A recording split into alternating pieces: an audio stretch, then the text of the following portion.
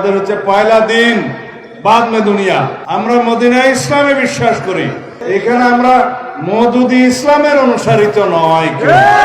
একটি রাজনৈতিক দল তারা নির্বাচনের স্বার্থে, রাজনীতির স্বার্থে ইসলামকে ব্যবহার করে জাতির মধ্যে বিভক্তি নিয়ে আসতে চায়, বিশেষ করে ইসলামের ক্ষতি করতে চায়।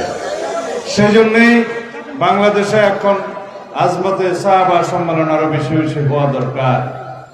যারা আমরা বাংলাদেশে শতকরা 90 থেকে 92 ভাগ মানুষ মুসলমান, আমরা মদিনা ইসলামের চর্চা করি, আমরা মদিনা ইসলামে বিশ্বাস করি। রাসূলুল্লাহ সাল্লাল্লাহু আলাইহি ওয়াসাল্লাম যে ইসলামের প্রবর্তন করে গিয়েছেন, সাহাবায়ে কেরাম যে ইসলামের অনুশীলন করে গিয়েছেন, সেই ইসলামের অনুসারী আমরা। এখানে আমরা মওদুদি ইসলামের অনুসারিত নয়। সুতরাং যারা ফিরকা ফিতনা তৈরি করে বাংলাদেশে মুসলমানদের মধ্যে বিভ্রান্তি সৃষ্টি করতে চায়, তাদের কাছ থেকে আমাদেরকে সাবধান হতে হবে। বাংলাদেশের মুসলমানকে সহি দ্বীনি ইলম অর্জন এবং অনুশীলনের রাস্তা উন্মুক্ত করে দিতে হবে।